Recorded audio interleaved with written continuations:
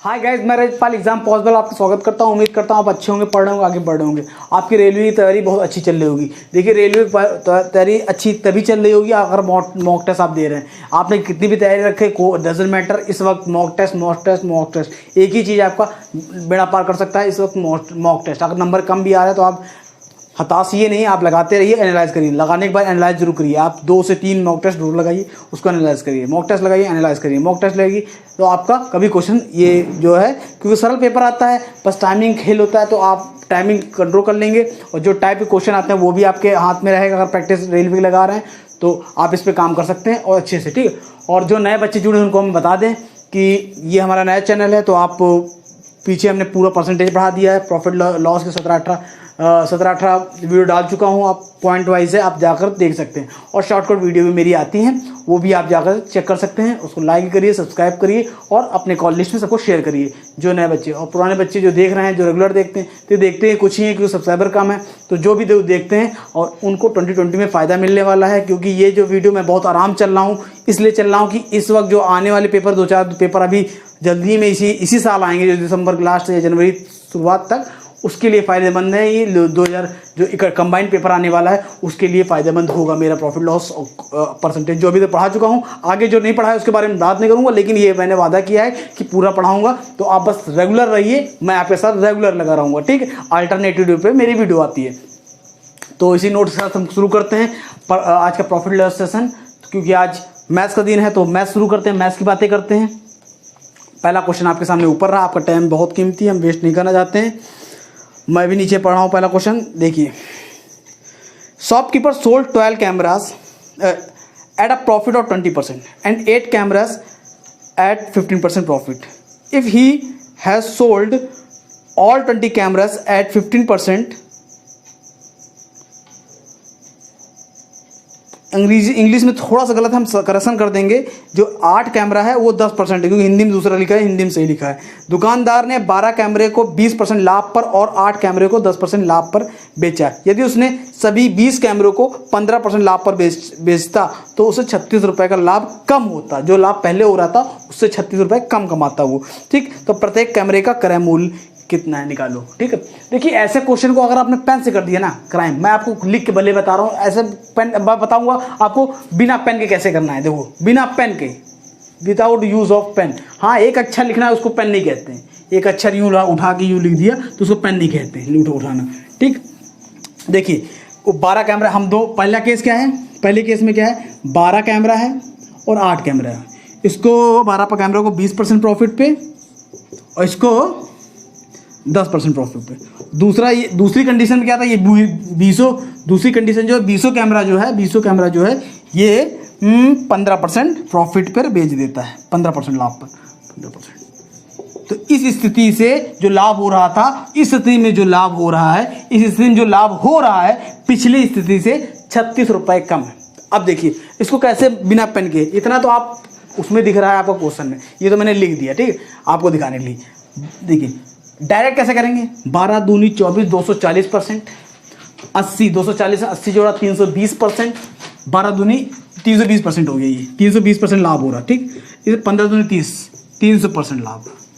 इसमें 20% ज़्यादा हो रहा है। यही 20% तो हमारा 36 रुपये हैं, यही 20% हमारे 36 रुपये हैं। हम 36 रुपये हैं तो हमें क्या निकालना है, कॉस्ट प्राइस निकालना है। तो 2 से काट देते हैं, 0, 10 आ गया और 2 से काट 18। तो 100% इक्वल टू क्या हो जाएगा, 1 0 इधर चिपकाएंगे, 1 0 इधर चिपकाएंगे, तो हमारा हो जाएगा, ये रुक जाइए, ये क्या है, ये कितना था, 20% था, 20% था, 2 से काट दिया तो 10 आया, ठीक। तो 100% इक्वल टू कितना होगा, 180 रुपीज़ का कॉस्ट प्राइस होगा, ठीक है। दूसरा क्वेश्चन बहुत प्यारा है। A company instead of raising the markup by 20% discounted the cost price by 20%, ठीक है। While stretching the price tag on its product further, the company offers a discount of 6.25% to its customer. In this process, company incurs a loss of 37.5 rupees on a single article. What is the selling price of each article? Hindi पढ़ देते हैं जिसको ना समझ में आया हो। एक कंपनी ने अंकित मूल्य को 20% बढ़ाने के स्थान पर क्रय मूल्य पर 20% की छूट दे दी। उसको क्या करना था, 20% बढ़ा के लिखना था, कॉस्ट प्राइस को बढ़ाएंगे अंकित प्राइस आ जाएगा। उसने 20% बढ़ाने की जगह क्या किया, उसी कॉस्ट प्राइस में छूट दे दिया गलती से, ठीक है, गलती से दिया, जानबूझ के दिया, लेकिन वो बढ़ाने की जगह उसने 20% की छूट दे दिया। और इसके अतिरिक्त जब प्राइस टैग लग रहा था उसमें 6.25% का एक और छूट दे दिया। तो इसमें टोटल लेन देन में उसे कितना, दुकानदार को 37.5 रुपीज़ का नुकसान होता है। तो सेलिंग प्राइस बताना है, ठीक। इसको आप किसी तरह भी कर सकते हैं। देखिए मान लीजिए 100 रुपये होना चाहिए था, होना ही चाहिए था भाई। तो उसने क्या किया, 100 रुपये होना चाहिए था, ये कॉस्ट प्राइस है, उसको 120 लिखना चाहिए था। इसकी जगह उसने क्या कर दिया, 20% छूट दे दिया, बढ़ाने के या 20% छूट दे दो, इसका ये 80% हो गया, ठीक, 80%। अब क्या करिए, जब टैग लगाने लगा तो टैग लगाने लगा 80 का, तो उस पर अब उसका मार्क प्राइस ही बन गया ये, समझ लो। उसको जब टैग लगाने लगा इस पे उसे छूट देती, कितनी छूट देती, 16 कितनी छूट, 6 सही 1/4, 6 सही 1/4 का मतलब 1/16 की छूट दे दी। तो उसने सेलिंग प्राइस 1/16 की छूट दे, 75 रुपये सेलिंग प्राइस हो गया उसका, इतने रुपए बेचा, ठीक है। अब कॉस्ट प्राइस ये है, बेचा इतने रुपए का, अंतर कितने का, 15, ये लॉस ही तो है दोस्त, 25, ये 25 का लॉस ही तो है। यही लॉस कितना दे रखा है, 37.5, 30 इतने यूनिट 37.5, एक यूनिट की वैल्यू कितनी। अब हमें क्या निकालना है, हमको विक्रय मूल्य निकालना है। विक्रय मूल्य क्या है, 75 निकालना है ना। 25 इधर 3 से इंटू कर दें, 25 3 75, 3 इधर इंटू, तो इसको इंटू कैसे करेंगे, 3 तिहाई, देखिए कैसे याद करेंगे, 40 इंटू 3 कितना होगा, 4 तिहाई 12, 120 होगा। 120 में 3 तिहाई 9, 120 में से 10 माइनस करके 1 जोड़ दो, 4 तिहाई 12, 120 में से 10 माइनस के 110, 111, 111 में 1.5 जोड़ दिया, 112.5, 112.5 डायरेक्ट हुआ इंटू कि नहीं। आप इसको इस तरह करिए, देखिए 40 तिहाई 12, 4 तिहाई 12, 120, 3 तिहाई 9, 120 में 9 माइनस किया 111, 111 में 5 तिहाई 15, 1.5 प्लस किया 115, 4 तिहाई 120, 111, 112, 112.5 रुपीज़, ठीक। ये इसका हो जाएगा सेलिंग प्राइस। कितना आ रहा आंसर, बी, ठीक। आप नोट कर सकते हैं, सिंपल से था, उसमें कुछ नहीं था, ठीक। उसको क्या करना था, कॉस्ट प्राइस में, कॉस्ट प्राइस में जब मार्क करते हैं, मार्कअप करते हैं, वही तो मार्क प्राइस होता है, जो कॉस्ट प्राइस से बढ़ा के लिखा जाता है। उसने बढ़ाने की जगह 20% छूट दे दी, 80 का हो गया। तो इस पर एक और छूट उसने दे दी, जब टैग लगाने लगा उतने का, तो इतने का सेलिंग प्राइस हो गया। तो उसका लॉस कितना हो गया, 100 रुपये कॉस्ट प्राइस, इतना बेच रहा, लॉस 25 रुपये का हो गया। 25 की वैल्यू इतनी दे रखी, हमें क्या निकालना है, सेलिंग प्राइस निकालना, मतलब 75 की वैल्यू निकालनी। तो इंटू 3 इधर किया, इंटू 75 की वैल्यू हमारी इतनी आ गई, इतने रुपए का सेलिंग प्राइस है। आप नोट कर लीजिए, सिंपल सा था। अब तीसरा क्वेश्चन मैं पढ़ने जा रहा हूँ तेजी से। एक दुकानदार वास्तविक किलो बार के बट्टे को 10% कम लेता है और सामान को इस प्रकार अंकित करता है कि उसे पूरे पर 20% लाभ हो, ठीक है। तो बताओ दुकानदार ने क्रय मूल्य से कितना अधिक अंकित किया, ठीक है। अंग्रेजी में पढ़े, the balance of the trader weight 10% less than it should be, ठीक है। Still the trader marks up his good to get a overall profit of 20%. What is the markup on the cost price, ठीक है। अब क्या कर रहा है वो 10% बट्टे कम इस्तेमाल कर रहा है, ठीक, बेचते समय कि 10% बट्टे का कम इस्तेमाल कर रहा है। मतलब हमने कहा जब बेचते समय कर रहा है, रिसर्च कर रहा होगा, उसको 10 का चाहिए था और वो 9 का कर रहा, करना चाहिए था 10, 1/10 का कम का इस्तेमाल कर रहा था, करना चाहिए था 10 का, लिंक कर रहा है 9 का। जब बेचते समय इधर है, जब खरीदते समय करेगा, बट गपला तो इधर जाएगा, ठीक, इतने का, ठीक है। और क्या कह रहा, मार्कअप, कुछ मार्कअप किया होगा, उसमें छूट देगा, तो ए से मार्कअप है तो ये सेलिंग प्राइस हो जाएगा, ठीक। लाभ, अब इधर से इधर लाभ ही का परसेंटेज आता है ना, और लाभ क्या है इसका, 20% का लाभ हो रहा है, पूरे पे 20% लाभ हो रहा है, तो 5 से 6 हो रहा है। तो हमें मार्कअप परसेंटेज निकालना है ना, कितना परसेंट कॉस्ट प्राइस से अधिक है। तो हम क्या कहेंगे, ये इधर आ जाएगा, ये इधर आ जाएगा, इंटू 10 आ जाएगा, इंटू 9 आ जाएगा, ठीक, ये इधर हट गया। तो क्या हो जाएगा, ये 50 में इधर इंटू 2 कर सकते हैं, रेशियो है तो दोनों तरफ कुछ भी कर सकते हैं, ठीक है। 5 दूनी 10, ये 100 हो जाएगा, 100 पे ये कॉस्ट प्राइस है, तो ये सेलिंग प्राइस क्या आ जाएगा, मतलब मार्कअप प्राइस कितना, ये कॉस्ट प्राइस है, ये मार्कअप प्राइस है। तो 6 दूनी 12 नहीं है, 108, 100 पे 108, 8% बढ़ा के लिखा उसने।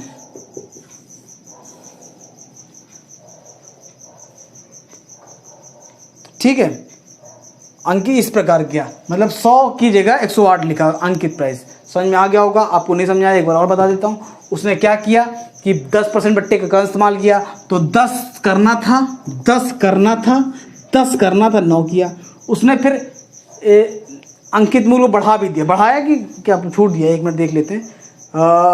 वास्तव 10% कम लेता है, सामान को इस प्रकार अंकित करता है कि पूरे पर उसे 20% लाभ हो। इस प्रकार इतना करता है, उस पर ऐसा अंकित करता है उस प्राइस की उसे, तो ₹1 पे कुछ अंकित करता होगा, ये कॉस्ट प्राइस उस पर कुछ अंकित करता होगा, तो उससे लाभ कितना हो रहा है, नीचे क्या होगा लाभ 5 से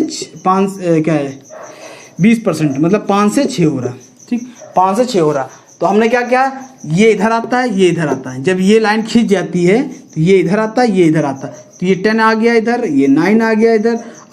अब ये कट गया तो 50 तो बन ही गया है, 50 इधर 2 कर देंगे 100 हो जाएगा, इधर 2 कर देंगे 6 दूनी 12 9, ये 108 हो गया, 108 हो गया, ये 100 पे 108 मतलब 8% बढ़ा लिखा। ठीक, जब पट्टा वाला क्वेश्चन इसी तरह करेंगे, जैसे कर रहा मार्कअप, जैसे कर रहा सारे रेशो इधर ही रहेंगे। बस एक बात ये याद रखिएगा, जब बेचते समय जो बट्टा देता है वो इधर से आ जाता है, मतलब बेचते समय जो घपला करता है वो इधर से आ जाता है। 10 करना था 9 किया उसने।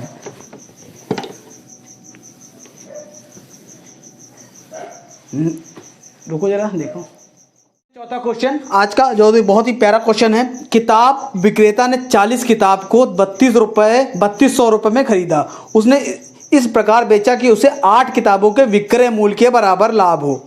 तो ठीक है, तो प्रत्येक किताब का विक्रय मूल्य निकालना है। ठीक है, देखिए कुछ नहीं है, विक्रय मूल्य के बराबर लाभ हो, 8 किताब के विक्रय मूल्य, तो 40 किताब खरीदता है वो। तो हमने मान लिया 40 बुक जो है 40, थोड़ा बड़ा देखते हैं, 40 बुक जो है 40 रुपए का, 40 यूनिट रुपए का बेचता है, ये सेलिंग प्राइस हो गया। ठीक है, तो जब 40 किताब 40 में बेचेगा तो एक किताब 1 में बेचेगा, तो लाभ कितना हो रहा, 8 किताब के विक्रय मूल्य के बराबर। तो 8 किताब का विक्रय मूल्य कितना हुआ, एक किताब का विक्रय मूल्य ₹1 है, तो 8 किताब का विक्रय मूल्य ₹8। ₹8 का 8 यूनिट रुपए का क्या है, प्रॉफिट है। ठीक, जब प्रॉफिट इतना है तो कॉस्ट प्राइस कितना होगा भाई, कॉस्ट प्राइस जब प्रॉफिट हो रहा है, कॉस्ट प्राइस जो है सेलिंग प्राइस से कम होगा, तो उसने 32 यूनिट रुपए का खरीदा होगा, 32 यूनिट रुपए का खरीदा होगा, 8 यूनिट रुपए का फायदा हुआ, 40 यूनिट रुपए का उसने बेच दिया। समझ में आया, हमने सारे कैलकुलेशन मिला ली। अब कह रहा है खरीदा कितने था, 32 यूनिट का थोड़ा खरीदा था उसने, 32 यूनिट जो बराबर है हमारी वो है 3200 रुपए का। कॉस्ट प्राइस कितना, सेलिंग प्राइस कितना हो जाएगा, 40 यूनिट निकालना है, तो 1 यूनिट 100 रुपए का हो गया, 40 यूनिट कितना हो जाएगा, 40 यूनिट 4000 रुपए का हो जाएगा। 4000 रुपए में उसने 40 बुक बेची, तो एक बुक कितने की बेची, 4000 रुपए में उसने 40, एक बुक कितने रुपए में बेची, उसको कितना 1 दर्जन बुक का निकालना है। तो प्रत्येक किताब का, अंग्रेजी में पूछ लेते हैं, प्रत्येक किताब का विक्रय मूल्य निकालना है। प्रत्येक किताब का विक्रय मूल्य कितना होगा, ये 0 ये 100 रुपए, तो प्रत्येक किताब को 100 रुपए में बेचता है। आप इसको लिख सकते हैं 100 रुपए, प्रत्येक किताब का विक्रय मूल्य निकालो, 100 रुपए। ठीक, आप इसको नोट कर लीजिए, सिंपल सा था, कुछ नहीं था इसमें। वो कहाँ है मेरा मैला थाला, ये। ठीक है, 40 बुक 40 रुपए में बेचता है। क्यों हमने 40 रुपए माना, ये कॉस्ट प्राइस क्यों नहीं माना, इसलिए नहीं माना कि उसको जो लाभ हो रहा था वो सेलिंग प्राइस पे हो रहा था, सेलिंग प्राइस पे हो रहा था। सेलिंग प्राइस के 40, तो हमने क्या किया, 40 बुक 40 रुपए में बेचा, एक बुक को 1 रुपए में बेचा होगा, तो 8 बुक विक्रय मूल्य के बराबर लाभ हो रहा, तो 8 बुक का विक्रय मूल्य 8 रुपए होगा। जब 8 रुपए का प्रॉफिट हो रहा है, तो प्रॉफिट जब निकाल देंगे इसमें से, तो हमारा कॉस्ट प्राइस आ जाएगा 32 यूनिट, हमारा कॉस्ट प्राइस है, तो 32 यूनिट वैल्यू 3200 दे रखा है, 40 यूनिट, एक यूनिट वैल्यू 100 रुपए हो जाएगा, 40 यूनिट 4000 मतलब 4000, हाँ, तो 4000 रुपए, तो 4000 में 40 बुक, 4000 में 40 बुक, तो एक बुक कितनी की होगी, 100 रुपए की, एक बुक 100 रुपए की। ठीक, आप नोट करिए इसको, सिंपल सा था, इसमें कुछ नहीं था। अब लेते हैं हम आज का 5वां क्वेश्चन, सुंदर सुशील प्यारा। अंकित मूल्य पर Q% छूट देने के बावजूद दुकानदार को अंकित मूल्य पर Q% छूट देने के बावजूद दुकानदार को Q% को लाभ होता है। अंग्रेजी में पढ़ते हैं, थोड़ा इंग्लिश में हमको हिंदी में लग रहा प्रॉब्लम है। Even after a discount of Q% on the mark price a trader gain P%। ठीक है, तो दूसरा P हम सही करवा देंगे हिंदी में। अंकित मूल्य को पर Q% छूट देने के बावजूद दुकानदार को P% लाभ होता है। ठीक है, तो क्रय मूल्य से कितना % अधिक है अंकित मूल्य। देखिए, आपको पहली बार एक बात समझना पड़ेगा, अंकित मूल्य और कॉस्ट प्राइस में लिंक क्या है। लिंक है हमारा सेलिंग प्राइस। ठीक है, अगर इसमें प्रॉफिट लॉस बढ़ा दे या बढ़ा दे या घटा दे तो हमका सेलिंग प्राइस आ जाएगा। अगर इसमें डिस्काउंट हटा दे हमारा सेलिंग प्राइस हो जाएगा। ठीक, तो हम अंकित प्राइस से डायरेक्ट कॉस्ट प्राइस नहीं निकाल सकते, हमको अंकित प्राइस से सेलिंग प्राइस बनाना पड़ेगा। तो सेलिंग प्राइस हम इक्वेट कर सकते हैं। ठीक, तो कहने का मतलब क्या है, अगर वो क्या करता है Q% छूट के बावजूद, छूट किस पे देगा भाई, अंकित प्राइस पे देगा। अंकित प्राइस पे छूट देगा मतलब मार्क प्राइस पे छूट देगा, डिस्काउंट दे रहा है। डिस्काउंट कितना है तुम्हारा Q%, तो 100% है ये, 100 माइनस Q% के बावजूद P% लाभ हो रहा है। P% लाभ किसमें होता है, कॉस्ट प्राइस होता है, तो कॉस्ट प्राइस पे लाभ होता है P%, तो कितना हो गया 100 प्लस P, ये सेलिंग प्राइस हो गया ना। अब देखिए P% पे डिस्काउंट दिया, Q 100 minus Q selling price हो गया 100 माइनस Q%। ठीक, और P कॉस्ट प्राइस पे हमने क्या प्रॉफिट में बेचा, कितने P% प्रॉफिट हो रहा है, 100% P प्रॉफिट। ठीक, हमें क्या निकालना क्या है, हमें निकालना है तो क्रय मूल्य से कितना % अधिक अंकित मूल्य। क्रय मूल्य और अंकित मूल्य को पहले रेशियो निकालते हैं भैया। परसेंटेज से परसेंटेज कट गया, mark price upon cost price कितना होगा 100 plus P upon 100 minus Q। नीचे कॉस्ट प्राइस होता है, कितना अधिक है, मार्क प्राइस में कॉस्ट प्राइस माइनस कर देंगे, तो इसमें से जब ये माइनस करेंगे 100 प्लस P माइनस 100, इसे माइनस माइनस प्लस हो जाएगा Q, तो ये 100 P plus Q upon P plus Q into 100। ये प्रॉफिट इतना बढ़ा के उसने लिखा था, कॉस्ट प्राइस से MP कितना बढ़ा के लिखा था, इतना %। तो हमारा ये ऑप्शन कौन सा होगा, ये ऑप्शन होगा P plus Q 100 minus Q, P plus Q 100 minus Q, P plus Q 100, C, answer number C होगा। ठीक, नोट कर लिए, बहुत सिंपल और सुशील क्वेश्चन है, कुछ नहीं है।